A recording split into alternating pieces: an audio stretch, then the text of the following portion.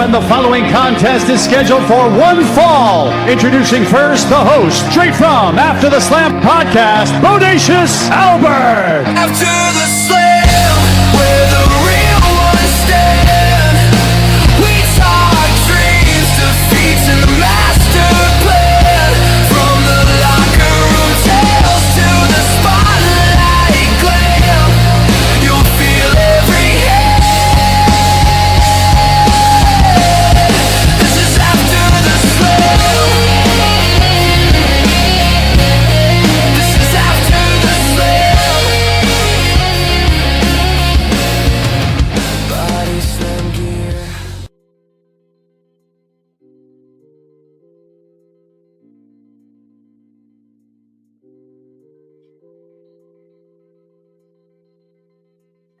Welcome everyone to After the Slam episode 16. Today I got a special guest today, and I'm excited for it. But before I'm going to introduce my guest, he's a legend in eyes. He's a friend met online, and he's a friend of a friend. Shout out to Jeremy. It's his birthday today, so I wanted to give a big shout out to my boy Jeremy for introducing me to this individual, doing back and forth messages, and the nicest man I've ever met. And he could probably kick my ass. But hey, it is what it is. But he ain't gonna kick my ass today. But I'm gonna ask him the toughest questions, or he might just ask me the toughest questions. You know what I mean? He is a Muay Thai fighter. He's a kickboxer. He's a wrestling shoot wrestler. He probably could put me in a pretzel and make me tap out in 45 seconds, or maybe 3 seconds. It is what it is. But ladies and gentlemen, without further ado, my guest of honor today on After the Slam episode 16, he is Nick Caruso. Hi guys. Welcome, Nick. How you doing? Happy birthday, Jeremy, by the way. Yeah, when Jeremy pops up over here, we're gonna give him a happy birthday. Okay. But Nick, finally on the show. Took some time, but I'm happy you're here, man. We've been messaging each other back and forth, and the time is finally here. How you doing, bud? I am. I'm a little tired. I drove back up north from Toronto earlier, but other than that, I'm pretty good. How about you, Bodacious Albert? Bodacious Albert. Yeah, this is my alter ego. This is my wrestling name. I don't wrestle. Listen, man. On episode, I think it was episode 3, I brought this name up, and it was with Carlos Estrada. Episode 3, and Bodacious Albert was my wrestling name when you create a character and then those games there, the Nintendo 64 and PlayStation. Oh yeah. WrestleMania 2000, if you remember that game. WrestleMania 2000, the black case. You know what? Shit, I might have it here. I might have it behind me. That game was the first time in WWE games you could actually create. You could create somebody. Okay. And Bodacious Albert was the first name I made. And Bodacious. I just like it. Yeah.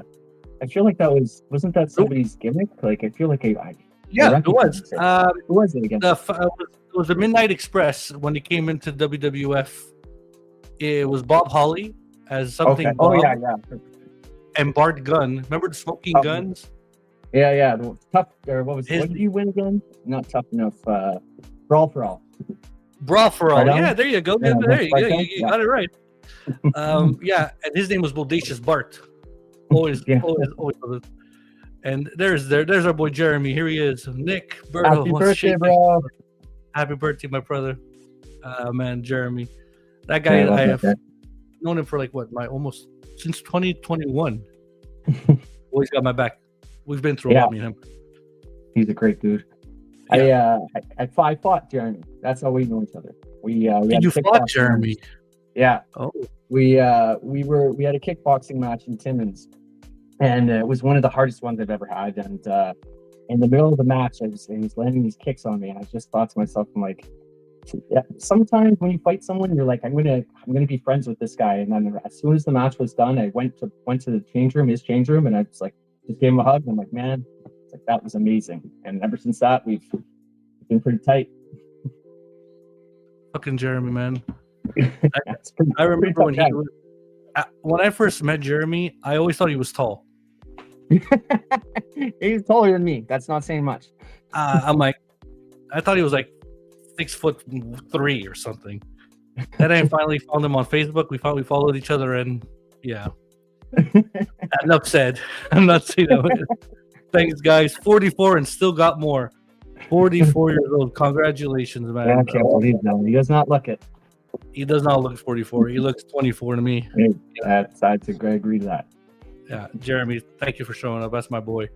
But yeah, man, Nick, I want to know more about you. I want to know more about where you come from. What have you done in the fighting world? You know, you're my first fighter, actual like kickboxer fighter in my show on my show. So I want to know more about you, man. Share with the audience, share with everybody, and here, man. Go ahead. All right, that sounds awesome. Thanks, Berto. So I started martial arts when I was about 14, on and off throughout my life. I started with karate and stuff, and I just found it wasn't realistic enough for me. So I moved my way towards boxing. Kind of got into it with the trainer there. I was at a karate place, and he said I was hitting too hard, which is really weird for boxing. Then I had some friends that opened up an MMA school, and from there I met my coach now. And like I got to preface this by saying I was in this really bad car accident, and I was in the stretcher, and I remember thinking to myself, if I can walk again, if I can do anything, like I just want to fight just once. And it turned out there was nothing wrong with me. I was good. So after that, I kind of dedicated a lot to it. I didn't have my first match until my early 30s. And then I started working this really, really bad job. I've been working this really bad job, for about 13 years, and it was a pretty bad time. And so I decided I'm just gonna spend my life savings and travel to Thailand and Nepal and train and live in a Buddhist monastery. And I trained with world champions. I got a lot better. I lived in a Buddhist monastery in Nepal on a mountain. That's like cliche as heck, but that was cool. Some friends from Canada came and met me. I met my all-time favorite Muay Thai fighter, Lurdzilla. We drank together a few times. It was honestly, it was a surreal experience. And when I came back, my life was pretty different. So, and when you say pretty different, like was it the mindset that everything over there you brought it here? I realized that everything that happens, you have no control over everything that happens. You have control over how you react to things. And that was my biggest takeaway, was your life doesn't have to be perfect, but as long as it's a story worth telling, that's what makes it good. And that's those are strong words, because I maybe last year and a half ago, I went through some mental stuff as well, like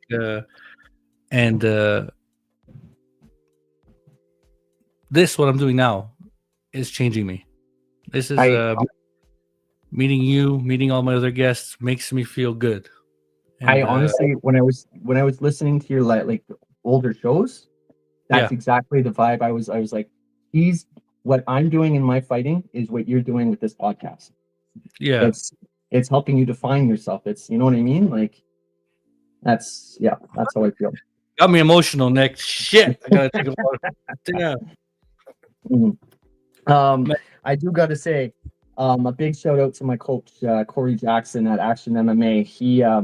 He was the one that when I was working this job and I was just depressed as hell and I couldn't figure out what to do, he was the one that pulled me aside. We were at his cottage, or his house. It's kind of like a cottage, and he said to me, "It's like you got to leave that job. You got to do something." And he planted that seed in my head, and that's what made me, okay, you know what? I can't do this anymore. I'm just gonna go follow my dreams. What was your moment like that, Berto? Did you have a moment like that? Did you have a mentor like that, or? Mentor that changed me. My father, my dad. I know he's on the podcast a bit, eh? Yeah, he's been 2 episodes. My dad. I was married and I was getting my second child, and I lost my job, and didn't know where to go, didn't know where to fight, and I just wanted to end it all. I was married, I had a daughter, and then I had a project, I had an NFT project, if you will. Okay. a lot of noise around, and I just wanted to end it. But then I my was in father's the exact same boat, man. I was in the exact same boat. and my father told me, you are doing the wrong thing for the wrong people. He's like, why don't you're a big wrestling guy. I've been watching wrestling all my life. He's like, Yeah. just do wrestling stuff. Like, what are you doing NFTs? What are you doing crypto? What are you doing this for other people? Do something for yourself, and that's it. Like, fuck everybody else. Sorry, my language there, and just no, be that's good. do your stuff. And I'm like, how? And then I from here slowly building, and now I'm pretty okay. I'm still building today, but I'm pretty happy for where I'm going. I'm still drawing. I'm still doing my stuff because Mhm. drawing does calm me down. But this with you right now, once a week, my other guests, this is what I like to build, and this is something I'm going to build, and I feel like I'm going to keep going and going and going. I have that feeling too, man. I have a feeling it's going to keep going too. You're so good at talking to people, and you ask the right questions. Even though you hate on Daniel Bryan, we're going to talk about it at some point. We're going to talk about. But let me just get some guests. Jeremy's shooting out questions. I feel bad that we're not answering. Nick is one of the most honorable martial arts artists and combat athletes I've ever stepped on the mats with. So he Thanks, shout out. thanks, Jeremy. And also, Jeremy, look at Nick sounding all battle torn. Listen, Nick is, But point being, yeah, we're gonna just finishing Daniel Bryan. We're gonna start talking about wrestling because I know you're a wrestling fan as well, and this is a wrestling show. But yeah, I'm gonna ring the bell, and here we go. Nick, when was the first time you started watching it and loving pro wrestling? This is the thing, okay? It's like I remember there's all these pictures of me as a kid with like Hulk Hogan stuff, like Hulk Hogan toys, right. Hulk Hogan shirt. But like I don't actually remember him in the WWF. Like I remember him when he was Hulk, like Hollywood Hogan, right? Okay. My earliest memories of me remembering like loving wrestling was the Hart Foundation Attitude Era Against the World. That's what I remember. That's when I was like, the United States, go Hart Foundation, Stone Cold, you're the worst, Shawn Michaels, you're the worst. Yeah. I remember that too when Bret Hart was telling Detroit was the bottom of his shit toilet. I remember that. Yeah. Pictures of them being on the flag. Yeah. Look at that. Look what I'm wearing. Ironically, look what I'm wearing today. Hello, you're wearing it. I was gonna wear my my New Japan shirt, but I couldn't find it. I just got back from my brother's place and I couldn't find my New Japan shirt. Came back from Toronto, man. You rushed over here. Don't worry about it. Yeah. But so who's your favorite? Who's your favorite? Mm-hmm. Who's my favorite? My all-time favorite is a guy named Tiger Mask 1. His name is Satoru Sayama. And he's very famous. He was a WWF junior heavyweight champion, I think. He went on to create a martial art called Shuto, which is huge in Japan. But he was a guy that mixed luchador, mat wrestling, and martial arts. And he's very famous for having matches with Tiger Mask. If you ever get a chance to, or not with Tiger Mask, with Dynamite Kid, if you ever get the chance, you got to watch this guy's matches. It's the best. I know exactly what you're talking about. Don't worry about it. I've seen. I watched that. Dynamite Kid was one of my tops. Don't worry about it. Oh yeah. Oh, he was one of mine at like later on too. Shit, you remind me of Dynamite Kid. I won't lie. Oh, thanks. That's. I know he was a little bit crazy, but that's towards the end. Hey, go ahead. Did you ever watch Dark Side of the Ring? Of course, I watched all 3 seasons. Remember the Dynamite Kid one? I think there's 4 seasons. Yeah. I think it's 4 now. Yeah, Dark Side of the Ring is pretty. It's so good. It's very detailed, and I like it. It's a lot better than other documentaries out there, but yeah, it's good. I'm a big fan of the Dino Bravo one. Oh yeah, because being an Italian, he was from Montreal too, eh? Yeah. He was. So being an Italian in Montreal, I would have to be. My father was a big Dino Bravo guy, so So here's another comment. Here's Big Anthony Guerreri. That's my cousin right there. That's your cousin. Hi, Anthony. He's a 320-pound monster of a beast. Like this guy. He looks like a big guy. Yeah, he. I remember one time we were playing the pool, and I just like touched his back with my head, and I thought about my neck.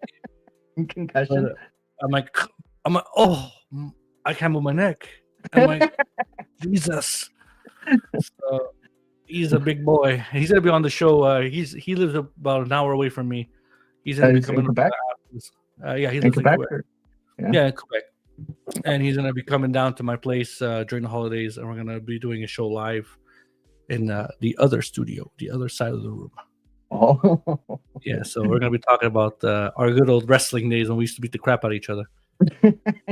But So you yeah. guys- So I want to. Yeah, well, go ahead. Sorry, Oh, no, I forgot what I was gonna say. Not, Nick. So Tiger Mask 2 is your Tiger guy. Mask. Tiger Mask 1 was my guy. One.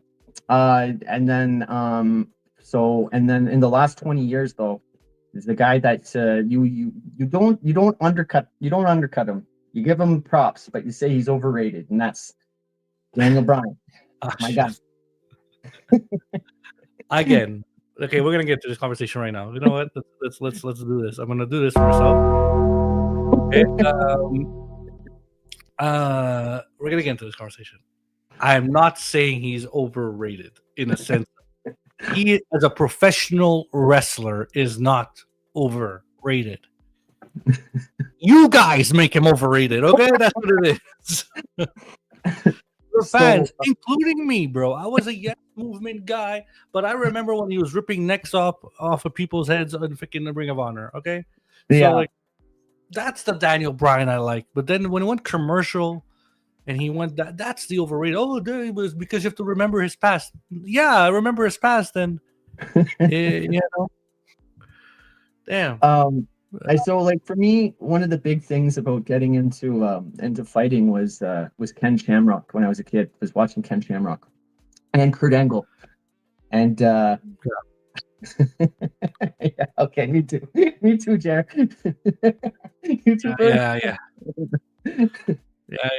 I did that. I had a ring in the backyard too. So Ken Shamrock and Ken Kurt Shamrock. Angle got me into freestyle wrestling in high school. I competed for 2 years, and Ken Shamrock, well, as we know, he was in a UFC champion.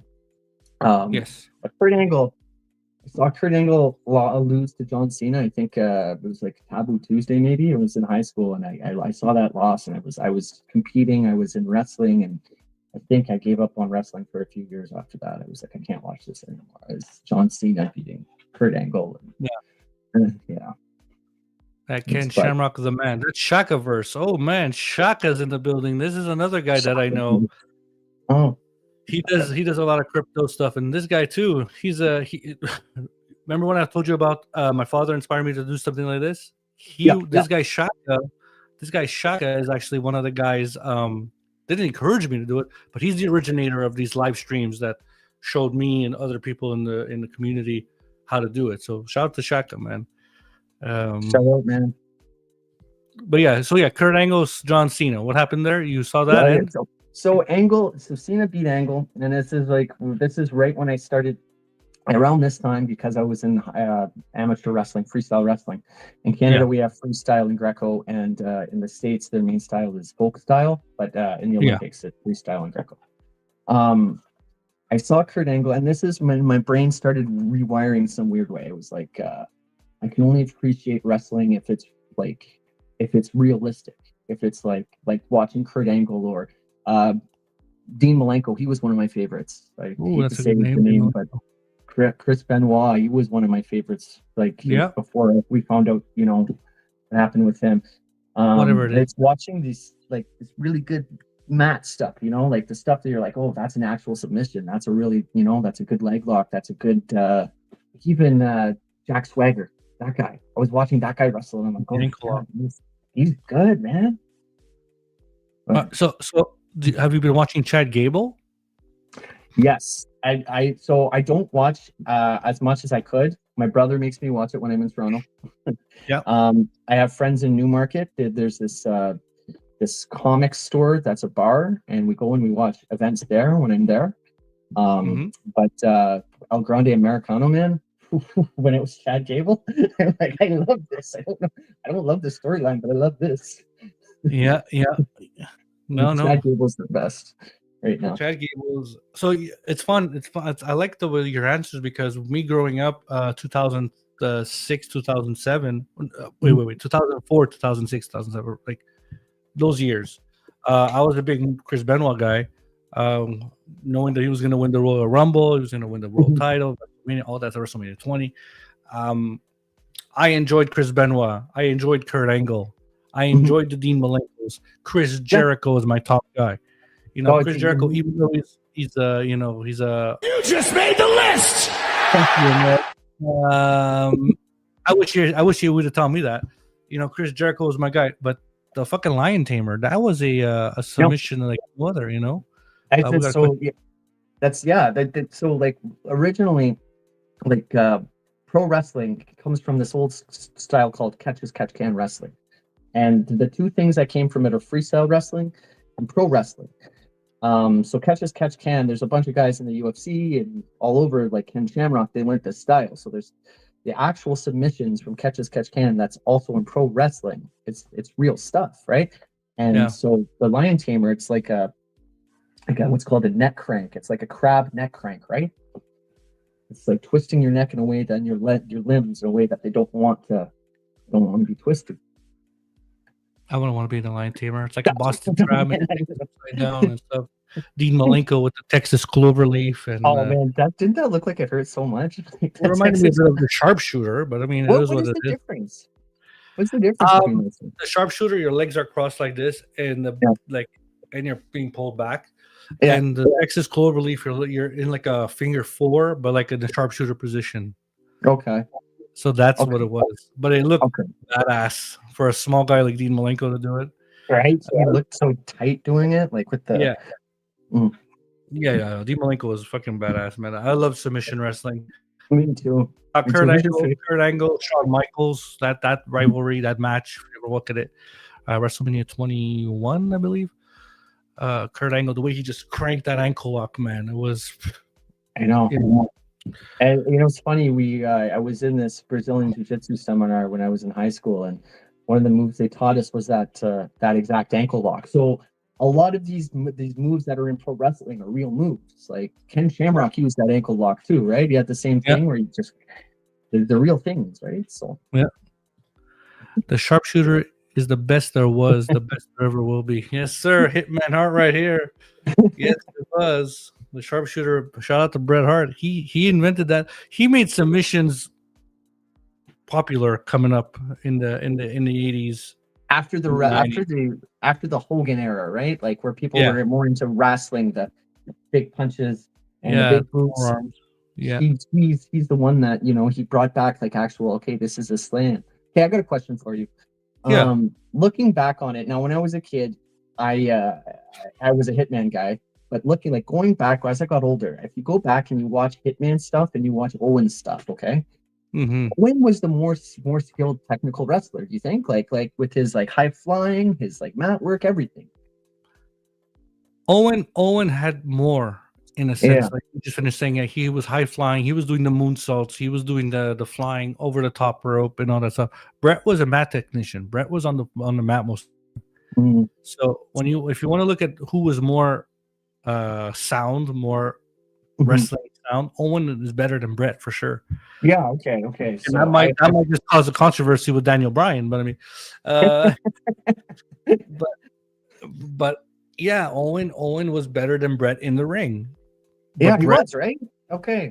Yeah, but Bret was Bret, But Owen was why do you think Bret was Bret and Owen wasn't Bret? Like, why do you think that Bret got it and Owen didn't? The look. Bret had more personality. Bret would tell you to go F yourself in your face. Owen wouldn't. Owen was too nice. Even backstage, a lot of stories. If you all you hear is good things about Owen Hart. Nothing bad about him. He would rib you, but for fun. It's nice. But in pro wrestling, you got to be a fucking snake, man. You gotta be and Bret was. I'm gonna do what I want, and this is how it's gonna go, and that's it. You know, we talk about the Bret Hart Shawn Michaels rivalry. Shawn was a prima donna. Yeah, Shawn was a prima donna back then. But so was Bret, bro. I So- I I I hear the stuff that Sean did, and I'm like I was never a fan of that guy as a kid, and then hearing the stuff like that Candido episode of Dark Side of the Ring, and like all those things you hear about him, it's just like I can never get behind this guy. I don't like him. I think he's I definitely was a shit person. I don't know if he still is, but I'm never going to be a fan, and I don't like his style. Super kick. Yeah. Like, come on. I'm a super kick guy. I like it, but I mean, it is what it is. Some guys have But better super kicks, right? Like, but at the end of the day, you know what I am. Fucking Mark! So that's what it is. okay, that's I am. I am a mark. But let's go back. I want to know. So back in whatever you say, best storyline you enjoyed the most. What was it? the best one that I enjoyed the most. This the thing is, like, for me, it was never about the storylines as much. I feel like when DDP was getting a push in WCW against the NWO, that was like Yes. one of the first times he got a title, and I remember it because like I was such a huge DDP fan. You got me doing that. Bud. You got me doing that. DDP yoga. Yeah. I do that DDP yoga, man. It's such a Oh, such you a do? good workout. Yeah. Oh, it is. Okay. It's so good. Mhm. So DDP, best storyline. Go ahead.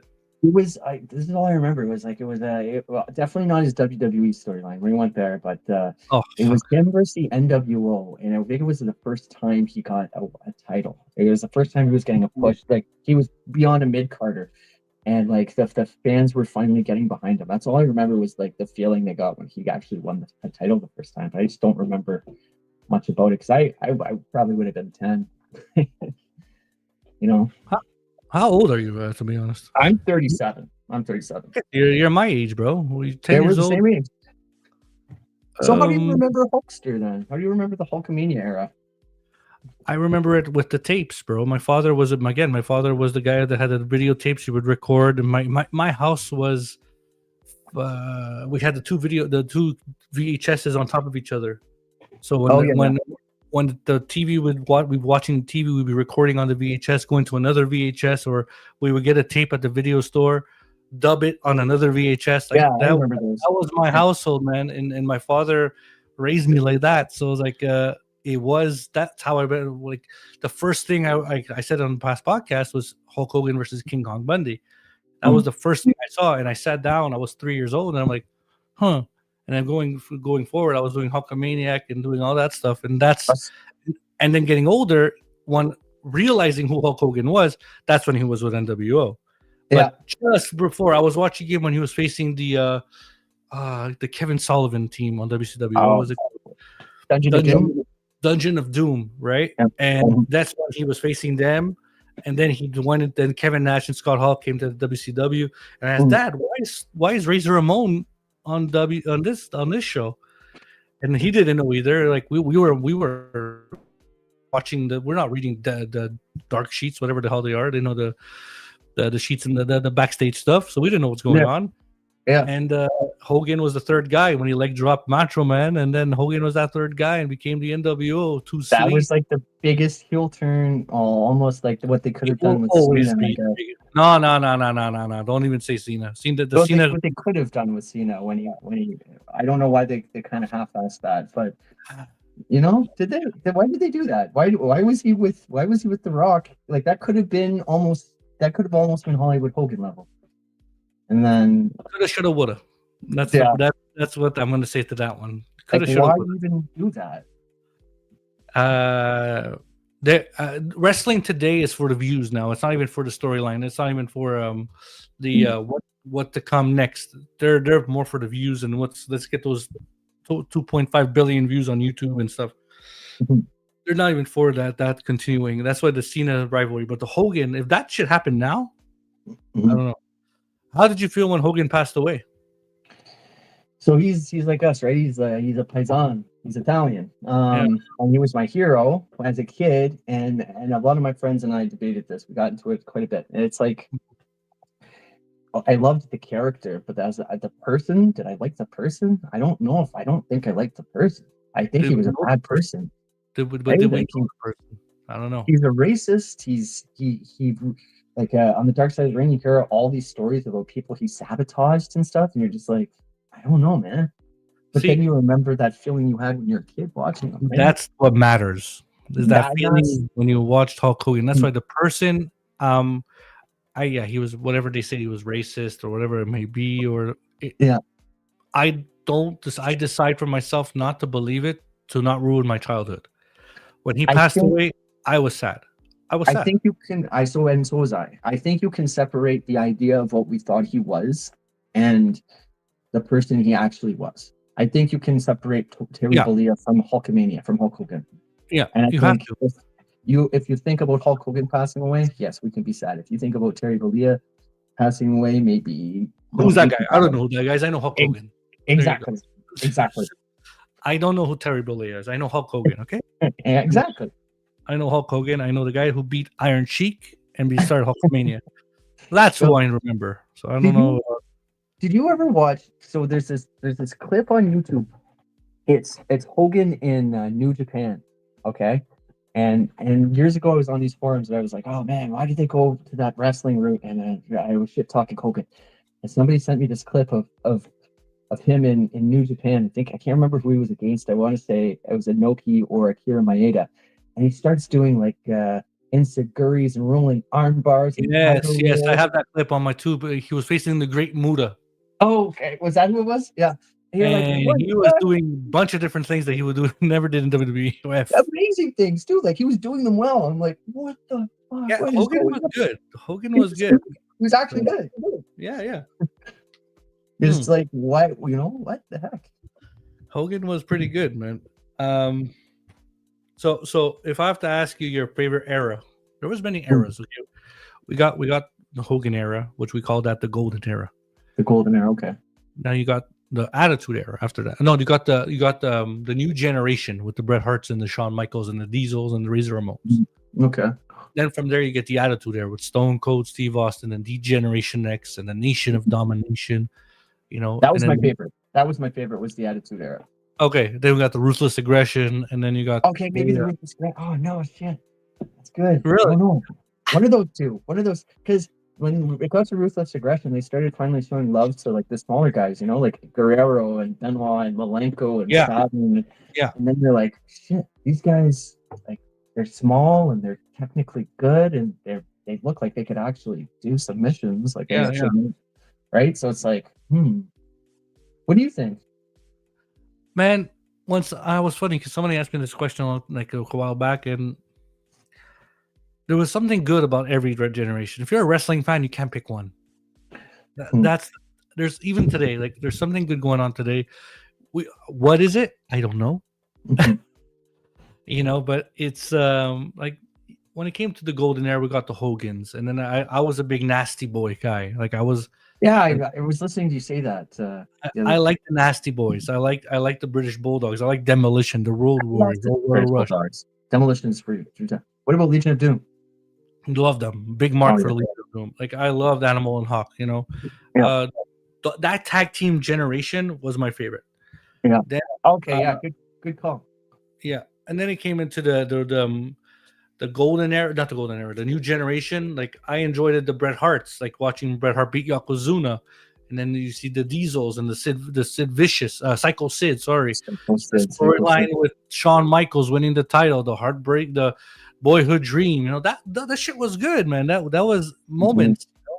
You know? Attitude Era, Stone Cold Steve Austin, D-Generation X. I know. Well, the Hart Foundation for me, like those guys who didn't go to school and told their teacher to suck it. Like, you know, I did. I did. I remember getting in shit for that. Yeah. Who didn't do that? You know. Oh shit, we got comments. Oh, Jeremy again. Jeremy says Hogan set the bar higher. He thought every main eventer after him, and to sell the bumps were much higher. Yeah. Without Hogan, contracts, guaranteed contracts wouldn't exist today. So people are I say this over and on at every episode. Without Hulk Hogan, there wouldn't be no pro wrestling today. So, period. There wouldn't be a Shawn Michaels. There wouldn't be a Bret Hart. There wouldn't be a Stone Cold Steve Austin. There wouldn't be a let's do this here. he was the counterpart, but never a draw. Ric Flair, Ric like Flair.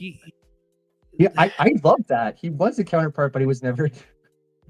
he was never a draw. Like Hulk Hogan was the main guy. Like that's Yeah. For me, if there wasn't Hulk Hogan, we wouldn't be sitting down, you and me today, and we're doing a wrestling podcast. You know what I mean?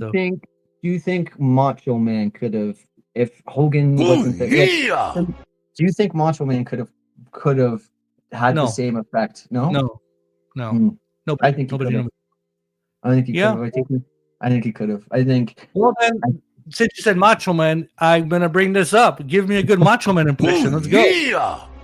Oh yeah, brother. There you go, the Macho Man. That's all you could do. Okay. That's all I can do. I can't. All right. Ooh, yeah, brother. Okay.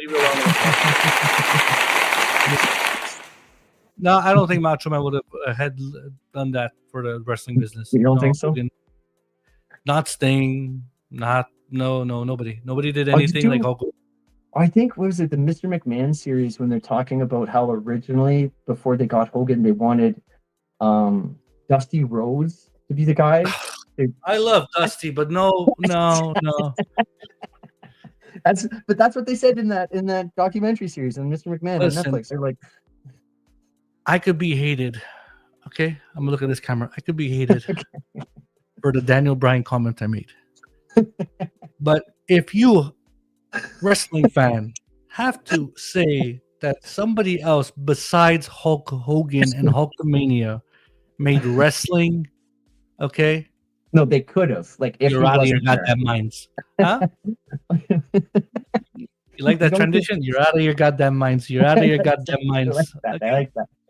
So, I thought it was crazy when they said that, like in that documentary series, when they were like, yeah, they wanted Dusty Rhodes to be that guy. I'm like, what? Oh. Dusty was a draw on WCW. Yeah. He did his promo of whatever it was, pork and beans and stuff, but it was not. I just don't think you could sell them. I don't think so I think getting back to MMA in wrestling, like, to me, if you see a guy like Lesnar who goes into UFC, yeah, and he wins the world heavyweight title, that puts some power, like you know what I mean, like that puts some realism behind him. And you got a guy like CM Punk who went to the UFC and just got the living fucking shit kicked out of him, and then like, how does that guy still have a following? You know what I mean? Like, how could anyone be like, oh, that guy's the world champion? He just went into an actual UFC and got just destroyed. You know what I mean? Like, how is there still legitimacy to him after that? You know? That's a good question. I've never understood. Like, could people still get behind him after that? Like, I'm a big Punk fan. I know you got the tattoo on your chest, right? Cult of Personality. Yes, yeah. And you're right in the sense of he went to the UFC, got his ass chewed. Yes. Yeah. And he came back to went back to AEW, and he did what he ever did at AEW. Came back to WWE. Okay, now what is the wrestling business? Now we all are marks. Okay, we all are. But what is wrestling is fake. We know that. Okay. Yeah. It's fake. It's still fake fighting. It's still fake fighting, right? Like, it's not. Yeah. Okay. Is UFC fake? Is UFC predetermined? No. I think there are some matches that are, like this is going on right now. It's a huge thing. Is that some people are fixing fights? You know people what? Are throwing fights for money. Yeah. I'll be honest with you. Okay. Yeah. When there's money involved. Yeah. And everything we're watching on TV, for me, even at the arenas, you're paying a ticket. Yeah. Money involved. Everything is fake. Yeah. Nothing's real anymore. Nothing's real. You're watching a hockey game, it's planned. Okay? You're watching a football game, it's planned. You're watching a soccer game, Italianos. Italy didn't even make it in the World Cup.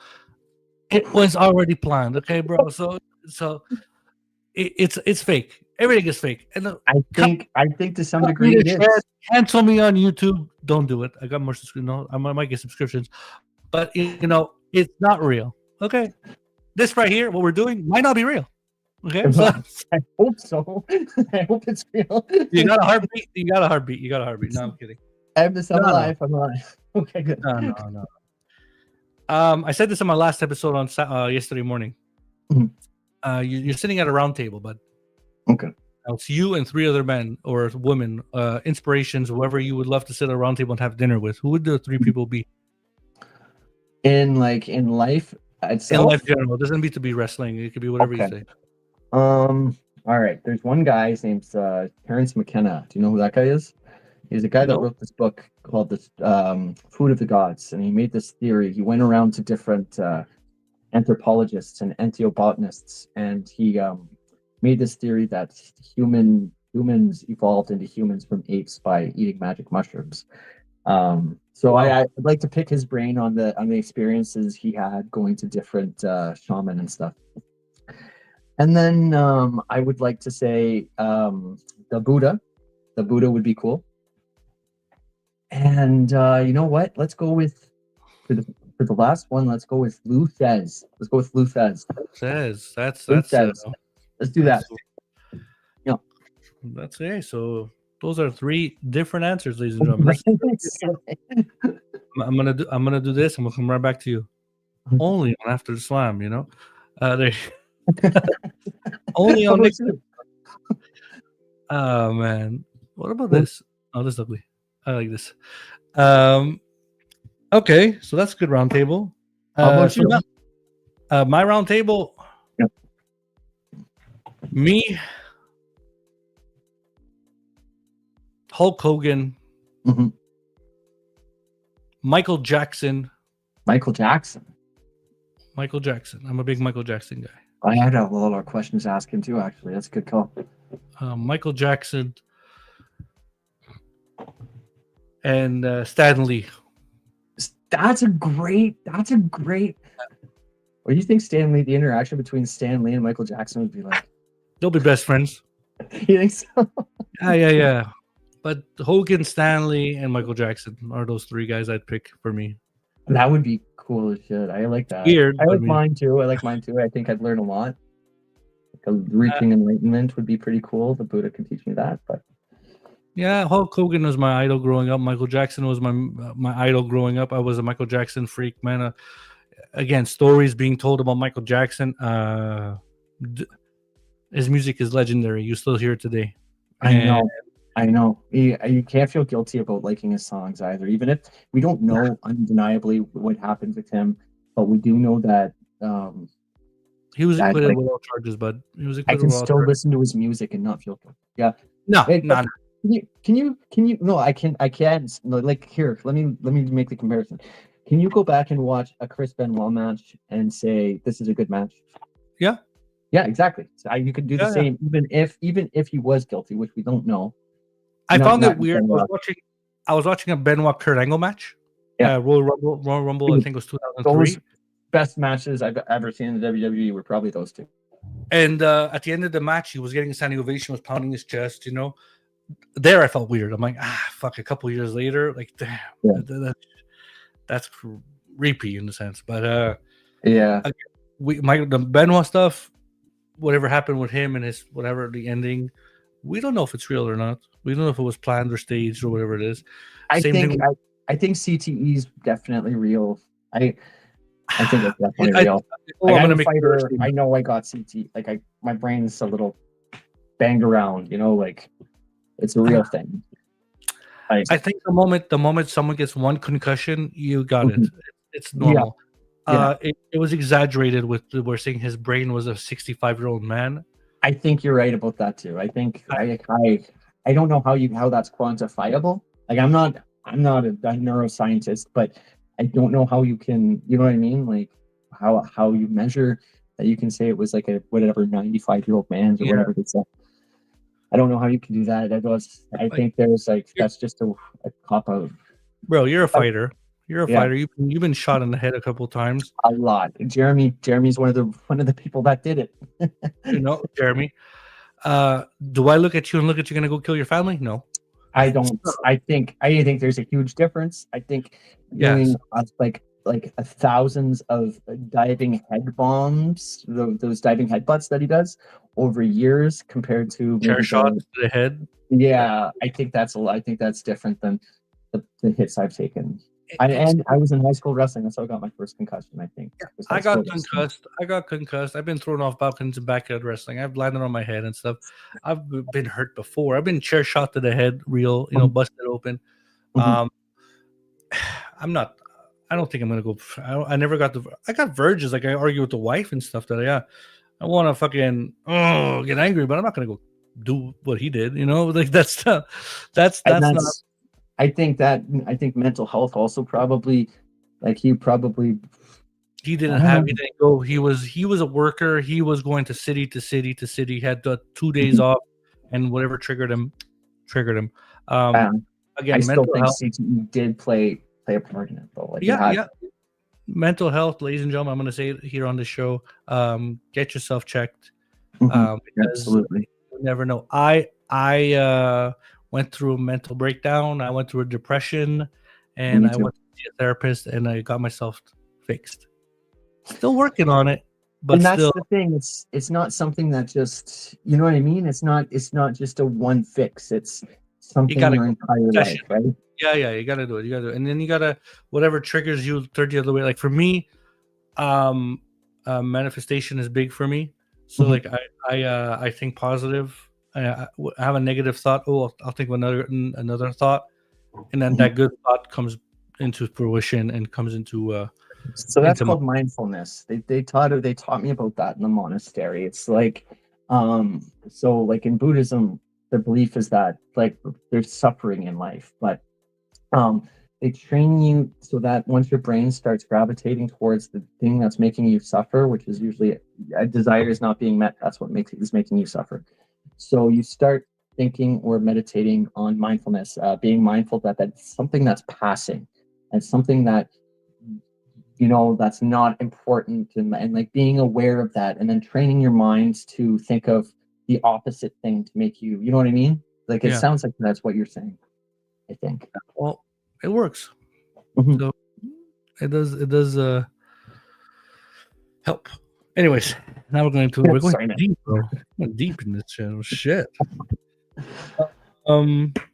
Give me your Mount Rushmore Of of pro wrestling. Okay, absolutely. Let's go with Tiger Mask. Let's go with Daniel Bryan. Let's go with Dean Malenko, and let's go with Dynamite. Fuck, that's a great list. That's a good one, right? That's a good Mount Rushmore, and it's not that typical Stone Cold Rock and Hogan. That's a good one. I love the ones that I love, right? Yeah. I like that. I like that. Now, because we did the Mount Rushmore on my last episode, I did my top heels. It's a segment I do on the show. It's called You just made the list. Okay, it's the top 10. Top 10. We're gonna do top 5. I want to hear top 5, Nick. I'm gonna write them down and make a graphic on. I'm gonna post it on social media later on this evening or tomorrow. Your top 5, let's say, tag teams. My top 5 tag teams. Yeah. All right, let's go British Bulldogs. I don't want to go technical. I don't want to go technical with you because I'm like, I'm gonna give me technical wrestlers, and I don't want. British Bulldogs. Okay, wait. Let's start from 5 to 1. Oh, from 5 to 1. Shit. Oh, Yeah. Okay. Let's go LOD for number. No, let's go Heart Foundation for number 5. Heart Like Foundation. when it was Brett and Anvil.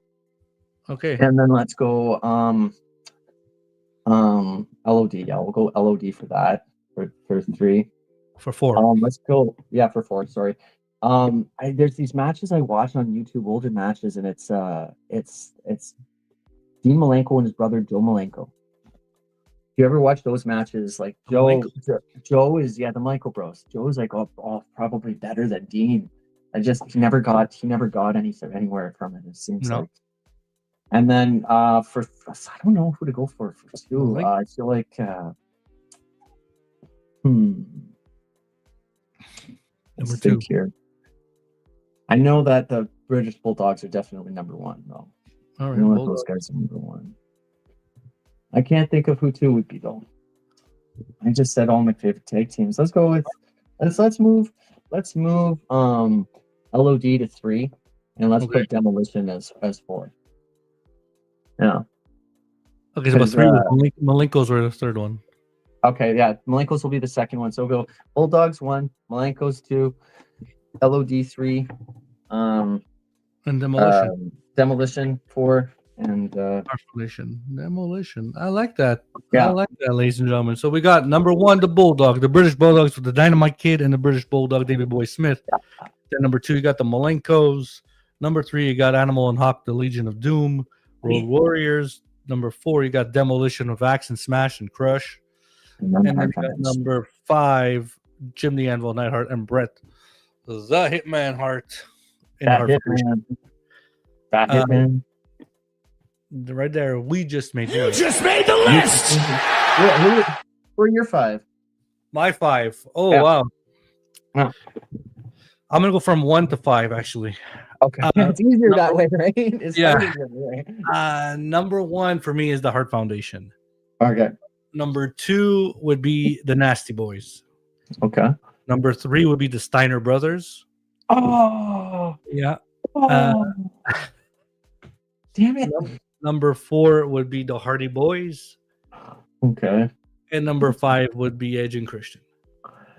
Okay. I want to change my list. I want to take Demolition off and put the Steiner Bros. All right, you can do it. That's fine. I'll do it. Steiners.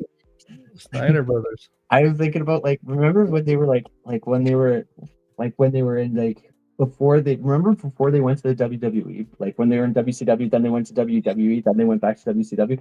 That first WCW run, those guys were watching Scott Steiner, what the heck? Yeah. And he was buff, Frankensteiners. Yeah, right? It's just amazing. I posted a video on, I don't know if it came on Twitter or I don't know if Facebook gets it. I don't know a lot of my Facebook stuff gets my videos on TikTok and Instagram and stuff, but I posted a video of the Nasty Boys versus the Steiner Brothers in WCW. Okay. Was this a while ago? Did you post this a little while ago? Maybe last week. Okay, I feel like I watched that. Yeah, that match there is significant. It defies pro tag matches. I love tag teams. The tag teams of today is garbage. But I mean, I can't even think of any of that. Neither can I. Besides the Street Profits, but they don't match. They have different attires. For me, the Nasty Boys are my guys. I like the Nasties because they have the same attire. LOD had the same attire. Hart Foundation had somewhat the same attire. They had the same attire. Bulldogs had the same attire. Tag team wrestling. You know who else was good? The Brainbusters, Arn Anderson and Tully Blanchard. That was before my time, I think. That was so we actually didn't get WCW. We actually didn't get WCW in Ontario. I don't know if you guys got it in Quebec, but we didn't get it in Ontario until the end of the 90s, almost. My father had the tapes, man. Yeah, that was our only way of seeing it. I only saw it on tapes. I didn't see it on TSN. Yeah, on TSN. That was right before NWO. Yeah. We didn't get it until we didn't get it on cable until after the NWO had already existed, and so a lot of that early WCW stuff I never got to see. I watch it now online, but I never got to see it on TV. WCW, okay. It was popular in the NWO in 96, 97, 98. Then it started going back to shits, but yeah, WCW, a lot of people say WCW was garbage back in the day, in the 80s and the early 90s. It wasn't that bad. Oh, you know? For me, Ron Simmons got that push, and he was. Yeah, that era was awesome. Ron Simmons beat Vader, fucking awesome. I remember, Sting, Sting in the Ric Flair matches, man. That's Great American Bash. The hell are you saying? Flying Brian Pillman, Dustin Rhodes came to become Goldust. He's one of the most underrated. Even now, that was my next question right there, my friend. He's probably the most underrated. What do you think? Do you think so? Yep. He is Dustin Rhodes. Good, dude. Even Dustin now. Rhodes. Yeah, even now. DDP Yoga. Diamond Dallas Page. Yeah. Dustin Rhodes. He is underrated. Yes, he's one of my underrated guys for sure. One of the most. Go ahead.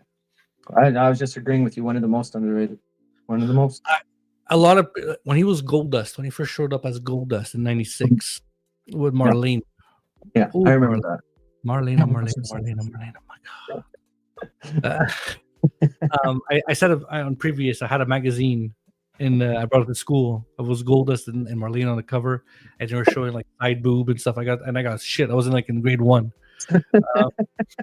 but that was the fucking best. I still have that magazine somewhere. My father has it somewhere. I don't. Anyways,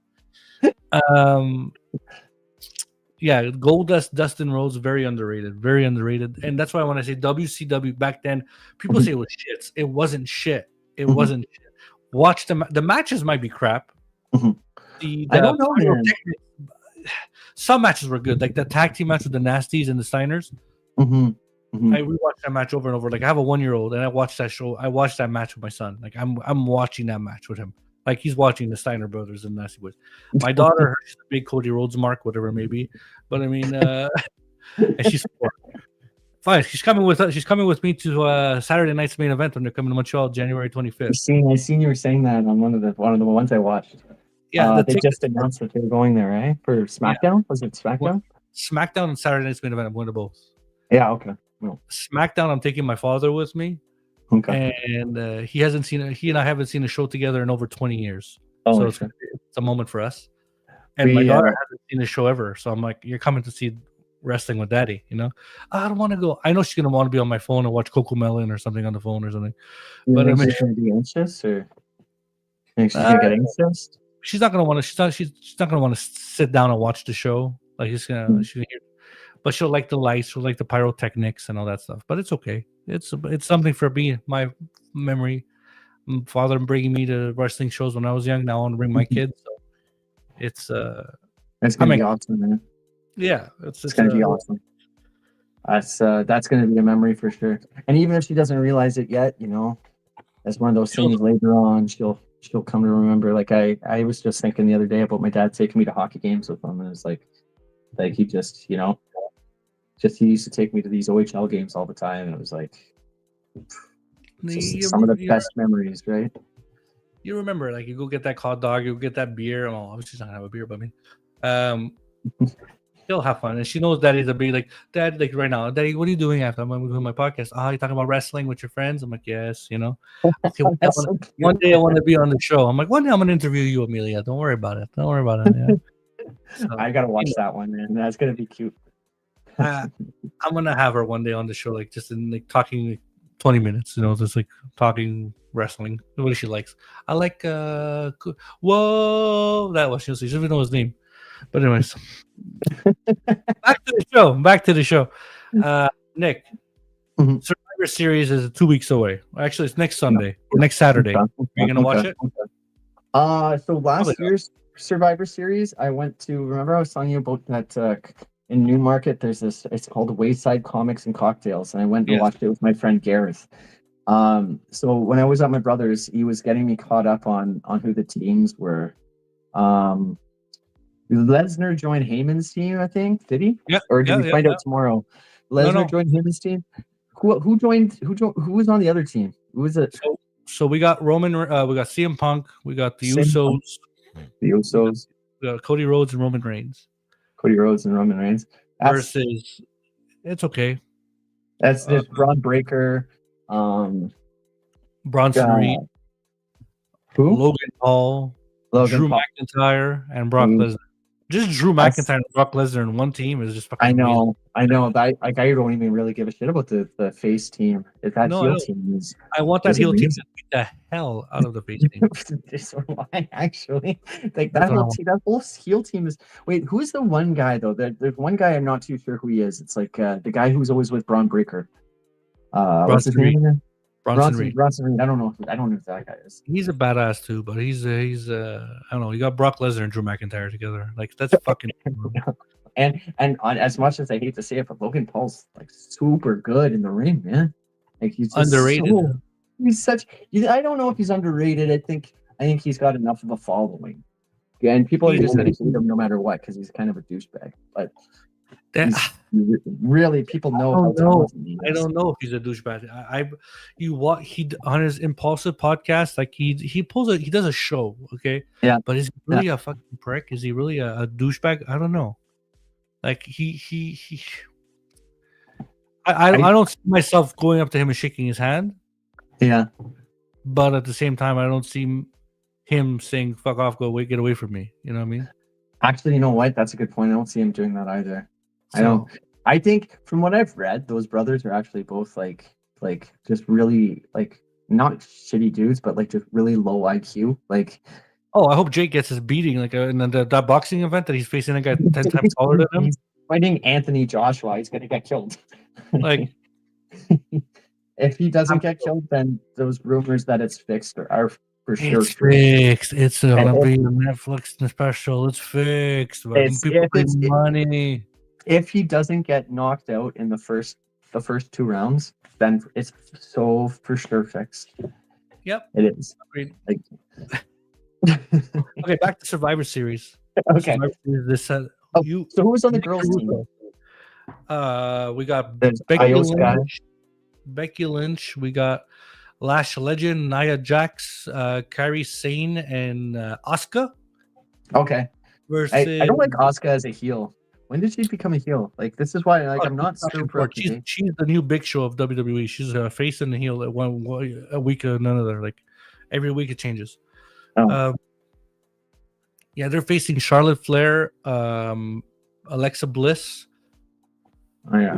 Who are the other ones? AJ Lee's with them, right? Yeah, AJ Lee's back. Rhea Ripley and Io Sky. So That's yeah, it. That's a good. You know what? That's a good face team. I like that face team. That face team I like to see win, yes. But the men's, the heels, kick their fucking asses. That's it. I want to see Brock destroy Punk. I want to see Brock destroy Cody and everybody else. Me too. Roman, I believe Jey Uso is gonna walk out on the match and said like he's not gonna want to. He's gonna turn heel or something, or Cody Rhodes. I thought he did turn heel. I don't know. Jey Uso's shit to me. I don't know. So, I'm not a huge fan of theirs, but I don't know, man. I don't know enough about them. Like I say, I try and only watch the people that to me I like their styles, right? Like, so it's a lot of times it'll be like Alistair, what's his name now? Alistair Black. Yeah.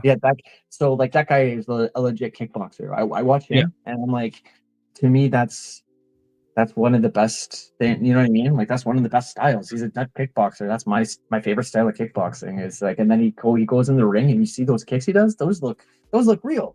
Yeah, they make sounds. They make sounds. How are they doing that? I don't know what they're doing here.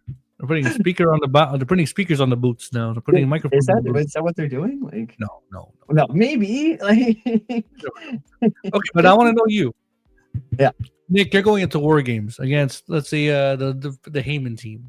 Okay, the Bronson Reed, Braun Breaker. You're going into War Games with those guys. Who are the four guys you're going in with? Am I picking pro wrestlers only? Yes, but any era, from any era. Okay, we're gonna go with Karl Gotch. We're gonna go with Luthez. And we're gonna go well, Luthez, Karl Gotch. Let's say I got what, 2 more or 3 more? 2 more. 2 more? Okay. Let's go Tatsumi Fujinami. Okay, this guy, do you know who that is? He wrestled in the WCW. One of the best matches I've ever seen in my life. He was him in WCW against Ric Flair. One of the best matches I've ever seen. Actually, Bret Hart says that Tatsumi Fujinami is his favorite wrestler. Wow. So Tatsumi Fujinami and let's go with Daniel Bryan. I have to. You with your Daniel Bryan, Jesus Murphy. You fucking mark. Okay. Can you? All right, that's a good Bryan. Who would I pick? You pick? Yeah. Oh man, that's it. See, nobody ever asked me that question. Like throughout all of history, like Hulk Hogan. Okay. I'm a Hulkamania fan, as I told you. I'm trying to think of styles I'd like to see against them. Actually, no. Eliminate Hulk Hogan. Andre the Giant. Okay, that was a good one. I wish I would have picked Andre now. Haku. Haku. Oh yeah, okay. I liked demo. I liked Crush. If you remember Crush. Like Konoha Crush, like No. what, When he turned heel, Macho Man, and he beat up a Macho Man and stuff. Yeah. like And ironically, the fourth guy I picked is the Macho Man, Randy Savage. Yeah. I'd want him to go up that cage and hit that elbow drop from the cage. Oh my god, yeah, that I didn't even think of that. Yeah. Like, Yeah, that's a mix. I know, but yeah, Andre. I like it. I like Haku being in there. I like Meng Haku being in there. That guy, maybe in real life, he probably could have, like, depending on the how far he was willing to go, he would rip fucking Brock Lesnar's nose off, right? Or his eyes out.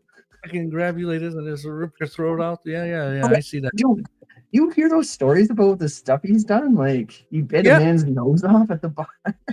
Haku is badass, man. Haku is badass. It was Harley Race was like, there's only two people that Andre the Giant was scared. Oh, I don't think it was Harley Race. Andre the Giant was only scared of two people. It was Harley Race and Haku. Yeah. Like what? What? And Andre, it's a big boy. Big boy. He's a big boy. I don't think. Mama Rhodes, a big boy. That was my last episode. Okay, bud. We're winding down now, Nick, because it's an hour and 20 minutes, an hour and 6 minutes we're alive. Pretty cool questions. Here's I don't know if you know this person, Courtney. Oh, hi, Court. Courtney says Rhea Ripley, all the way. She's a beast. The things I would want to do to Rhea Ripley are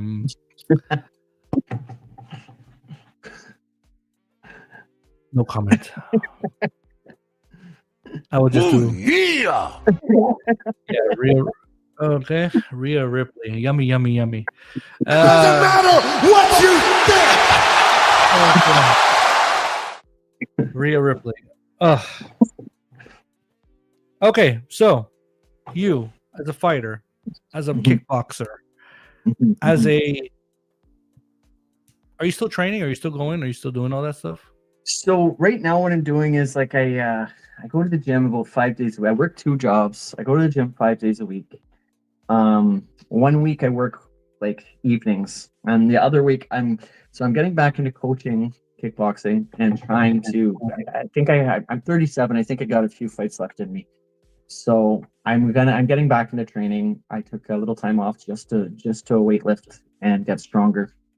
But the whole point of it was to get better at fighting, because I'm 37, man. I have a few fights left in me, and then I need to train. I need to get back there. So this week I was I've been coaching on Wednesday nights for kids. But I'm back at the gym. I'm gonna be at the weight gym 3 or 4 days a week, and at the kickboxing gym 2 or 3 days a week. Because this is the time. I can't do it later on. I have to. Well, at least you're gonna go back. You're gonna have a few matches left, like you said. So yeah, you still got it. Yeah. You still got it. I still got it, bro. Yeah, I don't. And you know what? Send me some stuff. Like, I'd love to promote it. If you have any matches coming up, Absolutely. Send me it. I like to promote it on the show on my next on my next shows. Let's do a little promotion here. There it is. Like and subscribe, ladies and gentlemen. This channel is growing slowly. Nick again is graciously giving me his time to interview him, and obviously whoever wants to be on the show, just DM me. If you're a wrestling fan, I want you on the show. I'll get to know you more. So like and subscribe, and like this video, like the channel, subscribe to the channel, and we're gonna grow, and we're all gonna grow together. So that's my plug, But yeah, Nick, if you ever need promotional stuff, if you have posters, anything that I could shoot along my community, let me know, and I would love to help you out promoting your career and your journey into the fighting world. So let me know. Thanks so much, Berto, bro. And I'm gonna do the same. I'm gonna do the same for you too as well. I have a lot of friends in the local wrestling scene here too. So maybe I can shoot you some of their stuff too. Like I have one guy. This guy I used to kickbox with. He's a promoter for Ontario Elite Wrestling. and they're pretty big around here. So maybe I could get you in contact with him. And my friend Adam Andrews, he's a wrestler. He's a wrestler too. He's trying to put his name out there. Those guys both would definitely appreciate that.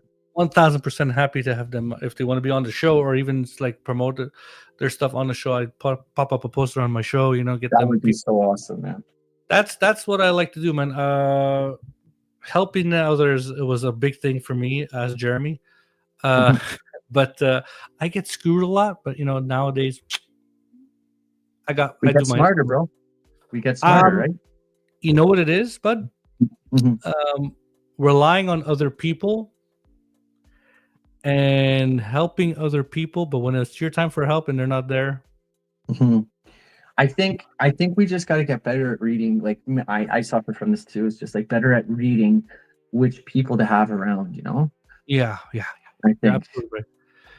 I'm a go-getter. I do it myself now. I do everything myself now. It comes from graphics to whatever you see and after the slam. I know those graphics you made for of us and me and you, like those were cool as hell, man. This one right here. Hold on. This one right here. Yeah, I love that. I love it. If for some reason it's not showing up on my Facebook, and can you send me just the picture itself of us? Yeah. I'll send you on Messenger the picture of just us. Yeah, for sure, man. Yeah, thanks, man. I wanted to like it's not showing up when I was trying to share this, but I like it. Whatever you want, man. Even you, like if you wanted me to draw stuff, I draw. So if you ever want me to draw anything for you personally, I'll do it. So that's cool. That's awesome. Man. I'm how do I say this? I'm a nice guy. You know what I mean? You are a nice guy. I think that's what happens when we're like Italian Canadians. People think I'm a dick. It is what it is. They think I'm a fucking dick, but it is what it is. No, I don't think so, man. Thank you. It's funny how we're winding down the show and now the views are coming up. Like, what the hell, guys? I don't know. All right, so I'm asking two more questions, and then we're gonna end this because my wife's making the supper upstairs, and she's probably gonna want me to join her. Yeah, I feel bad. WrestleMania. You're a big WrestleMania guy, right? Like I know I watched. No, you know what? I was drinking at my friend's last year for that 2-dayer. No, it was earlier this year for that 2-dayer, and all I really remember was like, what was it? What happened to Chad Gable got hurt, right? El Grande Americano was supposed to wrestle Ray Fenix. No, Mysterio, and he got hurt, and so Ray Fenix took over. Yeah, that's all I remember from it because that was the match I was stoked for. Okay. But WrestleMania is the granddaddy of them all in pro wrestling. If you could pick whatever match you want, it could be one guy, 2 guys, 3 guys, 4 guys, tag team, fucking 5-way, whatever it may be, right? Okay. If you could pick a WrestleMania main event, okay, the Nick Caruso WrestleMania main event. Okay. Which one? What would be your main event? That would you want? Prime Malenko versus Daniel Bryan. Say that again. Prime Malenko versus Prime Dean Malenko. Prime Dean Malenko versus Daniel Bryan. Sheesh. WrestleMania main event for which championship? The world? For me, man. For me. That's what I want to see. Oh, for you. So you're the only one sitting in the arena. Okay. What's prime? What's prime Daniel Bryan? Let's go with when he was ROH champ Daniel Bryan. When he was American Dragon. When he was American Dragon. In Dean Malenko, what's prime Dean Malenko? WCW. Or ECW. Should we go ECW? Shooter ECW gimmick. I will go WCW. Okay. Let's go. Okay. How about if I change it from like what I think would get the most views? What I think would get the most views that I would also like to see. I don't know actually. Macho Man. Let's go Macho Man versus Logan Paul. Imagine that. I don't know. Oh my I have a feeling that would be a crazy match. I have a feeling like that would like make me happy, but that would also be a good match. Like in ring. It would remind me a little bit like it will never happen, but it would remind me a little bit like Shawn Michaels versus Logan Paul. Oh, that'd be like I could see Logan Paul jumping on that rope and Michaels just getting kick him in the face. Kick him off. Like Shelton Benjamin, make him, That was the Yeah, best super kick of all time. That Shelton it was. Benjamin super. Oh man. Yeah, it was great. It was great. See, like for me, WrestleMania main events, it changes, it varies. But right now, if I have to pick two guys, I'd pick Chris Jericho versus Kevin Owens. Redo it again. Like Re- the Prime Jericho or that Prime Jericho. WCW Lionheart Chris Oh, Jericho, like when he was reading a list and saying submissions of Dean Malenko. yeah. Like, I'm better than Dean Malenko because I have 3,006 freaking moves. Do you remember when he was like making stuff up on the spot? He's like, Yeah. Saskatchewan, Yeah, sunburn. Or whatever. That's so Canadian of him. It's so Canadian of him. Yeah, Jericho's my guy, and I hope one day I swear to you, one day I'm gonna have Chris Jericho on this show. Oh, I hope so, dude. I would love need that. Chris Jericho on this show. What would you ask him? What would your first question be? I don't know. Shit. You gotta start thinking of that. You gotta start thinking My about it. He's first gonna be on this show. Jericho's the only person why I wear pink shirts. Let's just say that. Okay. When I met Chris Jericho, he told me I was wearing a pink shirt. It says "Real men wear pink," Okay. and he's like, "Take off that shirt." Hey, what? What did he say? a breast cancer shirt, exactly. Yeah, it's a breast cancer. And Jericho's like, "Take it off, I want it." I'm like, "Oh, okay." And I was thinking, he's like, "Hey, jackass, I don't want your T-shirt," you know. So it was like he was being a heel. I know, and then I walked away, and he signed my hand, and he shook my hands like, "I'm just kidding," you know. I'm like, "I know, like, Seriously? but you make my day, like you're my idol, you know." Do you remember that? Do you remember that? Like when Mickey Rourke was making The Wrestler, and like him and like he thought that Jericho was actually like he was a mark, right? Like he actually thought Jericho was. So he hired like Frank Shamrock, Ken Shamrock's brother, and a bunch of other guys to bodyguard him. Yeah. So it's funny to me because like if he told you he was being a dick, but obviously he didn't tell Mickey Rourke, right? Like he told me I'm just being like I'm playing the role, like, and I'm like, I know you are, dude. I'm like, and I shook his hand, like he gave me a nice handshake, and he didn't tell him Mickey Rourke, man. Like, fuck Mickey Rourke. Yeah, I guess, yeah. Fuck that guy. What a terrible, like that's good. I have a show coming up, like now, like I'm once a week I'm gonna be doing a show called The List. You just made the list. Like we just did our top 5, right? Well, I'm gonna do a top 10 of whatever it may be, of anything I want, right? On the after, it's gonna be an After the Slam show, but it's gonna be called The List, right? I'm gonna have guests, whoever wants to give me their top 10s as well, but mostly it's gonna be just me, just for more content wise and stuff. Yeah. And I'm writing down a lot of my topics, right? Top 10 tag teams, top 10 heels, top 10 wrestlers, top 10 technical wrestlers, top 10, top blah blah blah blah. I love that. And one of them is top 10 movies of wrestling movies, and the wrestler is on there. Or like, are we going to like wrestlers, you know, Urban Commando? Like, remember what was it? Yeah, the one with, or like, does that count just because Hulk Hogan was in it? Yeah, that's a wrestling movie. Well, a wrestling movie. That's a cameo, and like I will put that in the like Hulk Hogan was Thunder Lips in WrestleMania 3 kind of thing. In Rocky 3. Rocky 3. Yeah. So a cameo like that. So I'm gonna be doing those things. I have a soundtrack for it already. I have everything going on. So the list is gonna be coming out pretty soon. That, and then also I'm gonna be doing, like I told you earlier, the video game.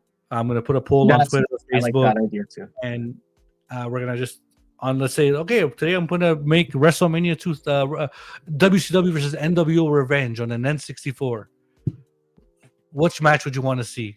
See, that's I think the last game I owned was WCW versus NWO Revenge. Was the last wrestling game I ever owned. I don't game. I just work out and train and stuff and read comic books and watch anime. But that was I'm looking for mine. It's somewhere in this room too. Like I just don't know where. There it is. Yeah, that's the one. I would always pick Ultimo Dragon. Like Ultimo Dragon. I'd pick Chris Jericho. So you know. Actually, I think I picked. Was Benoit in that too? Malenko was in that. I remember Malenko. The 4 Horsemen was in that. Yeah, they were all in there. Yeah. Yeah, so I'm Revenge 2000, WrestleMania 2000, No Mercy. I also have like ECW. Hold on, do I have it here? Was there an ECW N64 game? Yeah, yeah, but I have it on the PlayStation. Oh, okay.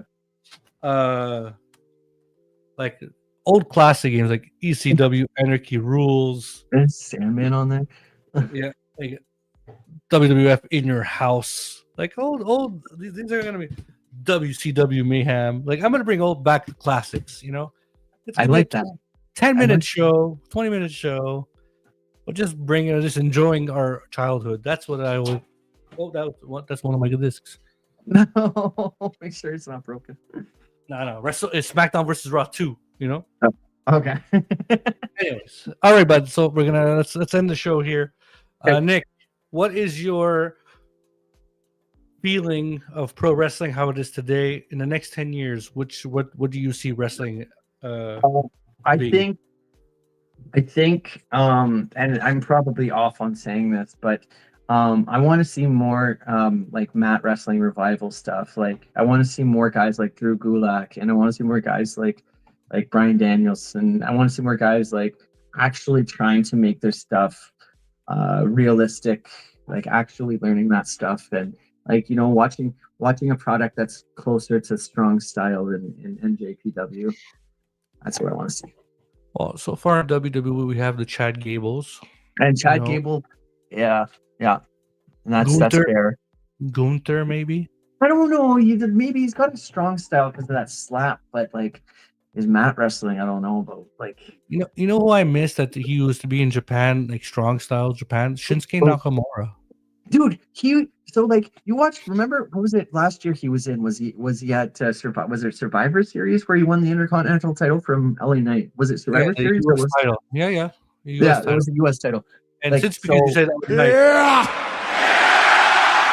was nice. He looked amazing. He looked amazing there. Like and that's another guy that has like an MMA. He was like 6-0 in MMA. He had this amazing amateur style. He learned shoot style. Like, yeah, it's a guy that they really, I feel like, dropped the ball on. So. They did. Let me just pop up this graphic. Hold on. Yep, there it is. This Wednesday at 6:30, I have a guest called the Advocate. It's going to be a Mexican wrestling theme, so it's going to be like, if you want to see it, I'm going to show you right here. The background's going to be very much like this. That's cool. So that's going to be this Wednesday at 6:30 or 6 o'clock Eastern time.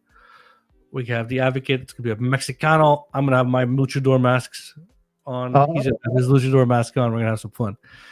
But also next Sunday at 4 o'clock time. Let me put this up. Here it is. I got the group of Kicking Out at 2 podcast. Let me just put this up for fast. Okay. Kicking Out at 2 podcast. We got Michael the Brain and Tori the Talent. They got a podcast as well, but they are obviously down to earth people. Their journey is wrestling fans. That's going to be next Sunday at 4 p.m. Eastern time. Kicking Out at 2 with Michael the Brain and Tori the Talent. It's funny because at first when I started this podcast, I wanted to call it Kicking Out at 2. But I like After the Slam though. I like that. I really like that. Yeah, but it's changed after. Who Go ahead. Who did the intro? Like, did you get someone to make that intro, or? Ladies and gentlemen, that is the great thing of technology. Ladies and gentlemen, that is AI. No, really? I did not know that. It's so good. AI music. That is AI music. The intro of introducing from coming from the After the Slam podcast. Bodacious, but that's all AI, bro. But would even the music too? After the Slam. Oh shit! Even the music, and it's catchy, right? It's catchy. It's so good, dude. Like, it's good. It's like, what is that? People like, even a lot of people want to know, where'd you get that music? I'm like, but no, it's AI. But I ain't sharing the application. That is not something I ain't sharing. That's okay. I don't have a podcast. That is me and my friend from work. Shout out to Danny from Dorval, city of Dorval. That's our little secret. We don't share that. So That's okay. but it's gonna play one more time on. It's gonna play one more time. Oh, we got Jeremy again. I hate it. I think him and I can make a better track. Berto is a phenomenal drummer. Oh, I know I've heard Jeremy's guitar. I think maybe he's onto something. Maybe you guys can read. It's worth a try at least. it is worth a try. But I sing and I play drums, so it's worth a try. It's worth a try. But I like he hates it. Damn, Jeremy, I thought you were gonna like that song. That's disappointing. Oh shit. Thanks for having me on so much, man. Nick, I had so much fun. What we're gonna do here? I gotta do the thing here. Yep. All right, I need you to step closer to the micro, closer to your camera. We're gonna do a screenshot for the thumbnail. Let me move it. You don't have to. Okay, you want to do like that? Okay. No, that's good. All right, I'm gonna look at the camera like this, and we got it. All right. That's I'm going to edit it. I'm going to draw up and make the outline around it, and then send it to me. And I will. Of course, you're going to get everything. Bro. I'm going to send you. I'm going to send you the link of the YouTube when it's done. I'm going to send you the podcast on Spotify. You got everything. You know about that. The art. You're going to have everything. The song idea is sick. It just needs real players. I know, Jeremy. I know. But we're going to hear it again. All right. At the ending of the show, you will hear after the slam. So here we go. Nick, stay backstage. I'm gonna put you backstage. Don't hang up just now. I'm gonna end the show and the live, and we're gonna have a few chats in the backstage area, and that's it. But all right, again, I'm gonna invite you back on the show whenever you're in Montreal. Just hit me up. You got me on the Facebook. You got my messengers. You got my coordinates. Hit me up, and you're more than welcome. The door is always open for my friends. Thanks so much, bro. You need a couch to crash on if you're in town, whatever you need, a bed to sleep on. There's room for everybody here. That's so paisano of you. Hey, for sure. Amigo, paisano. I was going to say amigo. We're gonna have a show you and I, like, again, a replay of the show, like live in person. So we should do that. That sounds good to me, bro. I'm down. I do plan going there. So, all right. Thanks, man. All right, bud. So, ladies and gentlemen, thank you again. This is After the Slam with Nick Caruso, episode 16. Next week, this Wednesday, episode 17 with The Advocate, Mexicano style. And then episode 18 with the Kicking Out of Two podcast with Michael the Brain and Tori the Talent. And again, it is my pleasure to be with you tonight, Nick Caruso, and everyone watching After the Slam. Thanks so much, Birdie. Nick, thank you. Guys. Thank you, man. All right. Ladies and gentlemen, thank you very much. The man has come around! Ladies and gentlemen, the following contest is scheduled for one fall. Introducing first the host, straight from After the Slam podcast, Bodacious Albert. After the